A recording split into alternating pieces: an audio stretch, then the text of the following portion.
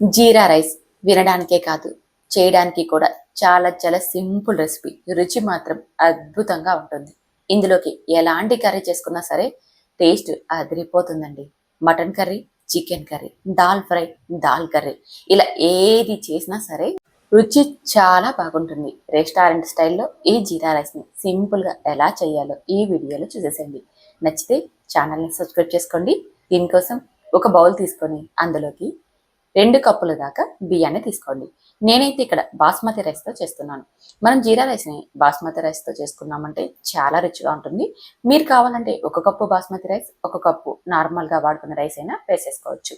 ఈ బియ్యాన్ని 2-3 సార్లు శుభ్రంగా కడిగి, బియ్యం మునిగేంత వరకు నీళ్ళని పోసి ఒక 30-40 నిమిషాలు పక్కనుంచుకున్నారంటే బియ్యం చక్కగా నాని మనకి రైస్ బాగా పొడవుగా, ఫ్లఫీగా వస్తుంది. ఇప్పుడు స్టవ్ మీద జీరా రైస్ చేసుకోవడానికి గిన్నె పెట్టుకొని అందులోకి కొద్దిగా నెయ్యిని, కొద్దిగా నూనె వేసేసుకొని 2 స్పూన్ల దాకా జీలకర్రని వేయండి. ఇది బాగా చిటపటలాడుతున్నప్పుడు ఇందులోకి కొన్ని బిర్యానీ దినుసుల్ని మీ దగ్గర అవైలబుల్‌గా ఉన్న వాటిని వేయండి. అలాగే ఒక బిర్యానీ ఆకును కూడా వేసేసుకొని ఇవన్నీ లో ఫ్లేమ్‌లో మంచిగా వేయించండి. చూడండి, జీరా మాడకూడదు. మాడిపోయిందంటే చేదొచ్చేస్తుంది. లైట్‌గా మంచి సువాసన వచ్చేలాగా వేయించండి. ఇలా వేగాక ఇందులోకి 4 పచ్చిమిర్చి చిలుకలను వేసి వీటిని కూడా ఆయిల్‌లో మంచిగా ఫ్రై చేయండి. పచ్చిమిర్చి కాస్త ఆయిల్‌లో వేగిందనుకోండి, రైస్‌తో కలుపుకొని తినడానికి చాలా బాగుంటుంది. ఇవంతా బాగా వేగాక ఇప్పుడు ఇందులోకి మనం ఏ కప్పుతో అయితే బియ్యం తీసుకున్నామో అదే కప్పుతో 3 కప్పుల నీళ్ళను వేయండి. బాస్మతి రైస్ కాబట్టి 3 కప్పుల నీళ్లు సరిపోతాయి. నార్మల్ రైస్ అయితే 4 కప్పుల నీళ్ళను వేయండి. తర్వాత రుచికి సరిపడా ఉప్పును వేసేసుకొని ఈ ఎసరును బాగా మరిగించండి. చూస్తున్నారు కదా! ఎసరు బాగా మరుగుతున్నప్పుడు ఇందులోకి మనం నానబెట్టి పెట్టుకున్న బియ్యాన్ని వాటర్ లేకుండా వంపేసేసుకొని ఇందులోకి వేసేసుకోవాలి. తర్వాత ఇదంతా బాగా కలిసేలాగా కలపండి. మంటని ఇలా కలిపేటప్పుడు పూర్తిగా లో ఫ్లేమ్‌లో ఉంచండి. ఇలా కలిపేసేసాక మూత పెట్టి ఇప్పుడు మంటని మీడియం ఫ్లేమ్‌లో పెట్టుకొని ఒక 5 నిమిషాల పాటు ఉడికించండి.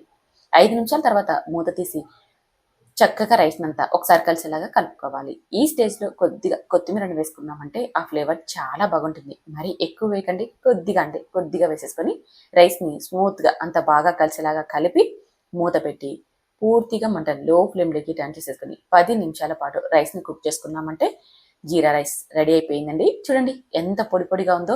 10 నిమిషాల తర్వాత చూపిస్తున్నా. ఇంకా వేడిగా ఉన్నా సరే రైస్ అనేది మనకి చాలా చాలా పర్ఫెక్ట్‌గా వచ్చింది. నేను చెప్పినట్టుగా వాటర్‌ని తీసుకొని, నేను చెప్పిన విధానంలో రైస్‌ని ఒక 5 నిమిషాలు మీడియం ఫ్లేమ్‌లో, 10 నిమిషాలు లో ఫ్లేమ్‌లో ఉడికించామంటే రైస్ అనేది చాలా పర్ఫెక్ట్‌గా కుక్ అవుతుంది. చూసారు కదా ఎంత బాగుందో!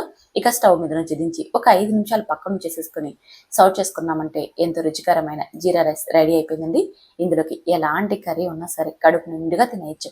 రెస్టారెంట్‌కి వెళ్ళి జీరా రైస్ ఆర్డర్ చేసి ఎక్కువ ఖర్చు పెట్టే కంటే ఇంట్లో ఎంత సింపుల్‌గా చేసుకోవచ్చో మీరు చూసారు కదా! ఒకసారి ట్రై చేసి, టేస్ట్ చేసి మీకు ఎలా వచ్చిందో కామెంట్ చేయండి. నచ్చితే మాత్రం లైక్ చేసి ఛానల్‌ని సబ్స్క్రైబ్ చేసుకోండి. Thank you for watching.